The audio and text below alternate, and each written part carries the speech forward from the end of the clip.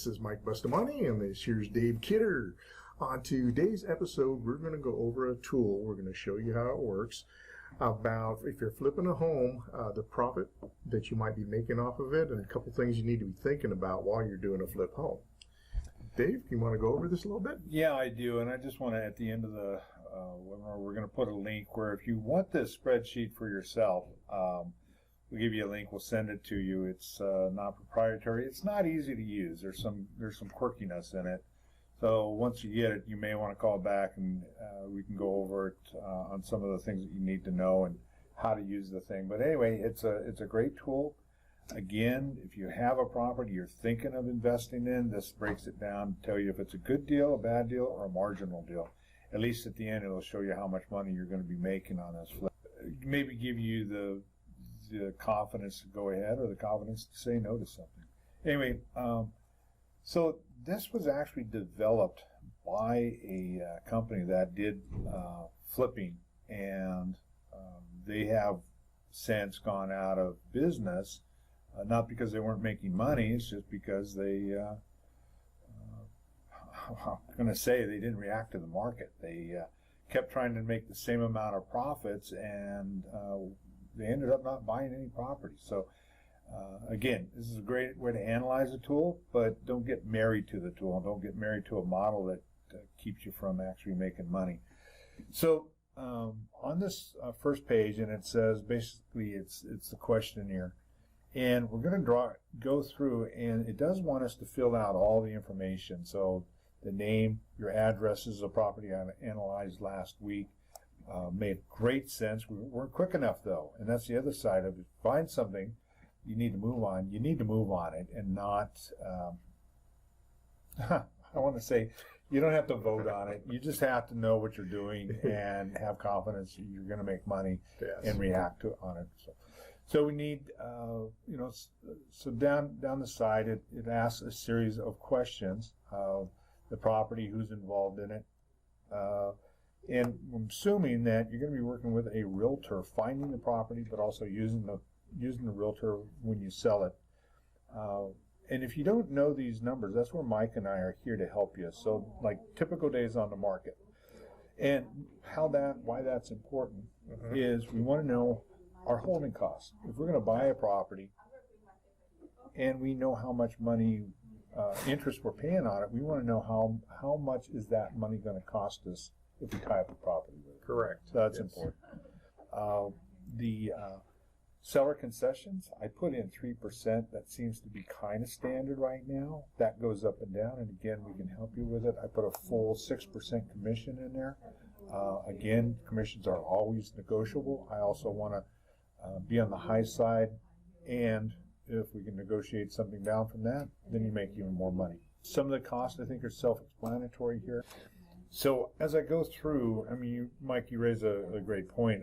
I'm charging 6% commission in here. Remember, I'm looking at what my costs are when I buy the property and what it's going to cost me to sell the property. So I want to be on the high side on my selling cost. I don't think we have to take a discount. If we price it right, it should sell right away. Okay. And yet, markets, they can shift. So I want to be a little on the high side on all my costs going in. Okay. So that if we don't have to spend all that money, we have even more profit on the other side. Right. All right. Good. So as I scroll down here again, the form wants every blank answered. If I don't know the answer, I'm going to go ahead and just put 0. So one of the things is the property that I looked at last week, it had it as poor condition, and it was. It was pretty ratty shape. Okay. This is one of the quirkinesses here. It asks what area or what zip code we're in. So I have 935, or in this case, the closest zip code that I could find in a neighborhood that was comparable to Fresno was 93510, which is just outside of Palmdale. Right. So prices are about the same, cost of living is about the same, but it's not Fresno. And the problem with the spreadsheet I have, and when I get around to it, I want to redo this, is that you have to pick the zip code or the first 3 numbers of your zip code out of the pull down. And as you can see, it goes from 935 and it jumps down here to 945. So it completely misses the Central Valley. It does. I don't know if we're the ugly stepchild for flippers, I guess, which is why we have money to make in this part of town, because we're ignored again and again and again. We're ignored, and I'm okay with that. So what it did when I pulled that, it says, what is my investment factor? What is my cost of living factor, basically? So if I'm if I'm in Fresno and my cost of living compared to the rest of the country is the same as the rest of the country, then I want to be as close to 1 as I possibly can. And something I found is that Fresno, even though we're in California, we're as close to the national average in so many ways. It's ridiculous. So our cost of living is comparable to almost any other large city anywhere else in the country. And if I were to get into San Francisco, my cost of living would be closer to 2. It's that much. That much more. So again, we want to go back to, if you live in San Francisco and you want to invest in Fresno, you give yourself about 100% raise in pay and potential of making money. Yeah, definitely. So if you have a San Francisco address and you want to make money, sell it and come to Fresno. Right. Okay, that's my last commercial there. So as I scroll on down here, whenever possible, it's going to ask me to do the pull down. It doesn't like me typing in numbers. If there's got the little caret on the side, the little pull down, just use that and get. So I want to have the square footage, which I have on this home that we analyzed. How many floors was it? It was 1 floor. There's no basement. I put, if there's no basement, then we put non-applicable. So anything that has to do with the basement is going to be a no. On the in the case of this property, the lot size they wanted in a percentage of acreage. So in this case, it was 1/4 of an acre. Okay. So if you're not sure how many, if you get something that says a 7,500 square foot lot, and you're not sure how to convert 7,500 into how much of a lot that is, just write this number down, because you're going to want to remember this for the rest of your life. Yeah. An acre has 43,560 square feet. Okay. So 1/4 of an acre would be about 10,000 square feet. All right. So it's a good sized lot. Yeah. So it's single family. It's detached. It was built in 1994. 3 bedroom, 2 bath, and the garage was attached to the house. It's 2 bedroom. So I don't have to go through each and every one. Again, it wants all that information. Right. Okay. Now here is one that can be a little bit confusing, and this is an appraiser terminology. The home, if it says, is it conforming? All that means is, does the house match up to all the other homes in the area? So in this it's case, not an oddity or anything? Yeah. So in this case, all the other homes around it were 3 bedroom. They had all been built around the same time. They all had an attached garage. Very few of them had a pool. This house didn't stand out from the outside, except that it was in poor condition, but it matched the rest of the house. Okay. And just a point of caution, I want to stay away from homes that don't match the neighborhood. So if all the other homes in the neighborhood are single story and the home you're looking at is 2-story, you may have problems selling that home. Yes. And you may have problems getting an appraisal on that home. That's correct. So it's an oddity. It's an oddity. Yeah. But just it's not always the best deal either. It's funny, you said oddity, and I started thinking of people's names. So Okay. Sorry. That's the way Mr. Oddity, yes. Okay. The home doesn't have a pool. And here's, I would have a tendency to stay away from flips that have a pool. That if the pool needs a lot of repair. And here's why. A pool, the best pool, or the pools that are in the best condition, only really raise the price of your home by $8,000 to $12,000. So if I find a pool that needs extensive repairs, and it's going to cost me $15,000 to repair that pool and get it back up into shape, the most I'm going to make on it is $8,000. Yeah, so it'd be a losing proposition. So if you can find something that doesn't have a pool, or find something where the pool's in good shape, then go ahead, because it does bring value. But if you got to dump a bunch of money in a pool, run away. And especially if you're going to hold on to that pool or that home for a rental, run away. Yeah. Just run away. I mean, otherwise, you're just going to have to get a permit and about $7,000 to get it filled in and okayed by the city. And then you also have insurance. Rental with a pool. Good night, Irene. Yeah. Anyway, so if it did have a pool, of course, you'd have numbers that you would put in there to estimate. If it does have a pool, it's in bad shape, you might just look at what's the cost of filling the thing in and being done. Right. So as we move through here, again, I don't really want to sit on it. The home that we were looking at definitely needed an HVAC, heating and air conditioning unit on the roof, and there's going to run $7,000-8,000. And then if you get into ducting and everything, yeah, there's it's a major cost. So make sure if the house that you're looking at flipping has a working AC, you're money ahead right there. yeah, oh, definitely. Yeah, and there's no cost. I mean, there's no definite price you're going to get for putting in ducting either, because of the city and their permitting, and they want to make sure they get enough airflow per room. So it's pretty much an open check you're going to be handing out. It is. And HVACs, air conditioning, heating, are kind of like kitchens. Every home should have one. Mm-hmm. So just because you put a brand new one in doesn't mean that you raise the price of the house. Right. Because it's assumed you're going to have one. Mm-hmm. So that's another one of those, you may have to repair it, but you're not going to get your money back out of it. Yeah, and another thing to watch out for is don't be putting on an AC unit that's more than the house actually needs, because you'll end up running high on electricity because that unit's going to keep shutting on and off so much. Yeah. Yeah. There you go. So let's move on through here. I don't want to spend the entire time. There's bedrooms. It does get into flooring. So if the home that you're looking at does need flooring, it gives you kind of an estimate. And I having put in flooring in our house, I feel like these numbers are maybe a little bit on the low side. Mm-hmm. But we also didn't shop around. We just went to a place we knew would do the work. We didn't have to worry about it. Right. We had it done. But if you have guys that are working for you, you might be able to do these at these prices. But I would pad these numbers a little bit, or at least be aware that these numbers might be a little bit low.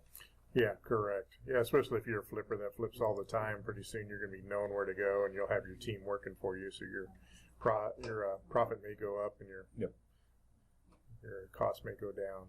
Yeah, and roofing's the same thing. If you've got a good roofer that's in your pocket that you're working with all the time, you can save a lot of money there and keep him busy, and they're happy to do the work if they're not having to. How do I say this? If they're not building brand new homes, then the quality of the roof doesn't necessarily have to be like over the top nice. They can come in and do an affordable roof, Right. and add value to your home. Yeah, definitely on the flip. Yeah. Where I think a lot of people get into trouble is electrical work. If you have major reworking, if you have to bring in a new box. Thank you. Yeah, the box. That thing on the outside of the house. Service. Thank you. Yeah, a new box. It could get expensive. Oh, so very much so. having an electrician that you can count on, at least if you can give them a good description and they can give you a kind of an estimate, and not even have to come out to the house, but you know that they're reliable. That's an electrician and plumber are probably the two that you want to have. Oh, yeah. Be really nice too. Yeah, because those costs can go majorly quick, really high. So what I did was I threw as much stuff in here because I did not want to be on the low side. When I get down to the bottom of the page, I filled in all the yellow blanks to the best of my knowledge. And then I'm going to switch over now to initial analysis of the home. So in this case, with this house, so I have it shows me with a profit of what, 8%? Right about 8%. Which would be $14,000. And in the use of this spreadsheet, the company would have said this was not a deal that they would want to go on. That they would not even want to roll anybody at only a $14,000 profit. They had not only a percentage profit, but they also had a dollar amount that they wanted to make on every deal. Oh, I see. Now, if this is my first flip and I feel like I've been high on all my costs and there's a lot of things I can do myself, $14,000 for about 2 months worth of work may be something that some people would say, yeah, I want that. Right. But at least now I have a real clear idea of what this. And the nice thing on this sheet is it not only gives us that, it gives us my purchase price, it gives me my cost of sales down here, and the cost of sales are going to include commissions, but also any carrying costs that I might have, and I think it's built in here, estimated time on the market. Total holding costs of $3,200, that's the cost of my money. Okay. That's how much my money is, it's going to cost me to tie up in this property. Gotcha. Most people don't take that into consideration. Yes, and it is something to consider. I mean, you're holding your money up, so you can't be using it for something else. Exactly, So and maybe maybe another deal that comes along where you can make the $20,000, but now you can't because your money's tied up. Right. Tied up here. So this is a good way to take a look at it. Again, it gives me red flags over on the other side on property condition of being poor, and I had something marked on there on water intrusion, which would be any kind of flooding or any kind of broken pipes or anything like that. Okay. This system would automatically flag it and say we're not even interested in it. And there's a good reason, because once a house has any kind of a flooding or insurance claim because of broken pipes, that report stays with it forever. Yes. So it's important when I buy a property to check out to see if there were any insurance claims against the house, because it comes into a mold issue. Yes, it can. It That can never goes definitely. away. Right. Anyway, so on this house, it gives me my profit margin here. This is an annualized percentage rate, and what that means is I buy this house, I fix it up, I flip it, and I take that money and I invest in another one. At this rate, it would bring me about 18% return on my money a year if I could flip it, two and a half times during the year. Nice. So is 18% that bad of a return? Not really. No, Not really. No, but it's maybe not as good as what I think if we watch HDTV or something, they're convincing us that you're going to make $100,000 on every house because you paint it. Yes, wouldn't that be nice? That ain't the case. No. And then here's actually, and what's nice here is this gives me a complete breakdown of my repair estimates. Okay. And if I'm going through this, maybe I sit down with a contractor, a handyman, I go through these numbers and they're saying, well, you're low here, high here. Right. You know, maybe I can go back through with an example and get a little bit better idea what my costs are. So I want to go back here. I want to do one little thing because I like playing with the numbers and I like to see what happens with different things. If I know the property that I'm buying is in a really hot area and it's not going to take me 47 days to sell it. If homes are selling almost immediately, just that one little change raises how much money I'm going to make here and how much money I'm going to make there. Nice. So again, knowing the market, knowing where the house that I'm buying it at could make a big difference, just by the days on market. Right.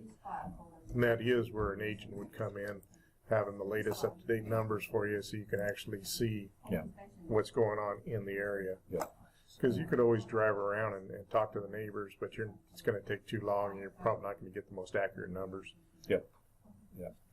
So here, I kind of highlighted some of the things that maybe I don't need to do. So,